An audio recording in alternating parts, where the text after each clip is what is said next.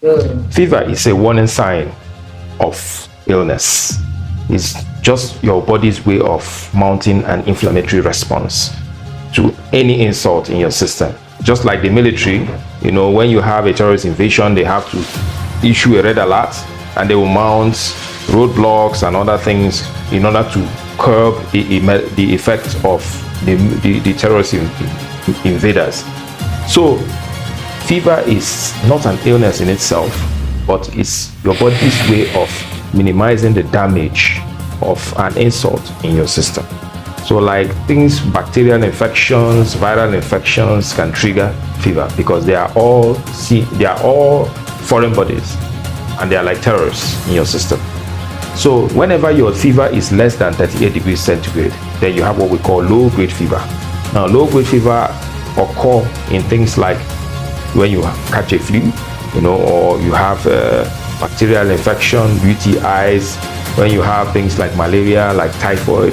It doesn't mean that this fever cannot spike to high levels, but usually they are low-grade in nature. Then in children that are teething, they usually have low-grade fever. So in tuberculosis, you have low-grade fever, but it's continuous in nature. There are other types of and patterns of fever, like the intermittent fever, like the remittent fever, like the Pelebstin's fever, like the continuous fever. Now, the intermittent fever usually spikes in the afternoons and early evenings, then it gives you a break in the mornings. The same with the remittent fever, but the remittent fever doesn't come down to big baseline. It just gives you like 1 degree drop in the fever, then it will rise again.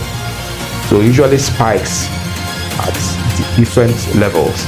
So now whenever you have fever, you need to start doing something at home so that it will not spike to levels that will give you seizures. That is why we are doing this video, so that we advise you on what you can do to take care of yourself so that the fever does not spike to dangerous levels. So you do tepid sponging with warm water, then you stay hydrated because fever actually dehydrates you.